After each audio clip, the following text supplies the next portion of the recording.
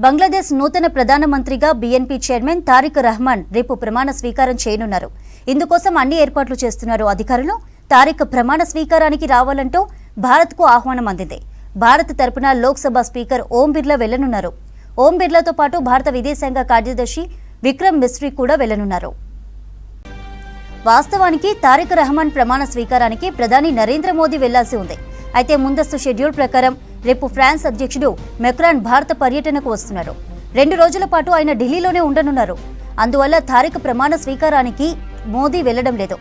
భారత తరపున లోక్సభ స్పీకర్ ఓం బిర్లా వెళ్తున్నారు.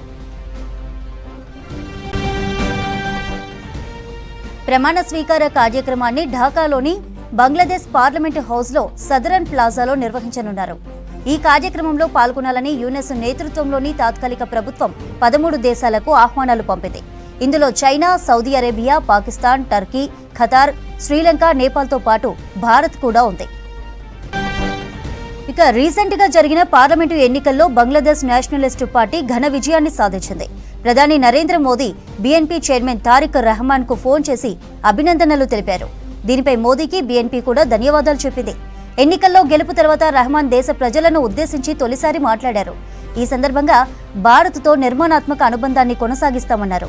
బంగ్లాదేశ్ ప్రయోజనాలకే తొలి ప్రాధాన్యత ఇస్తామని స్పష్టం చేశారు.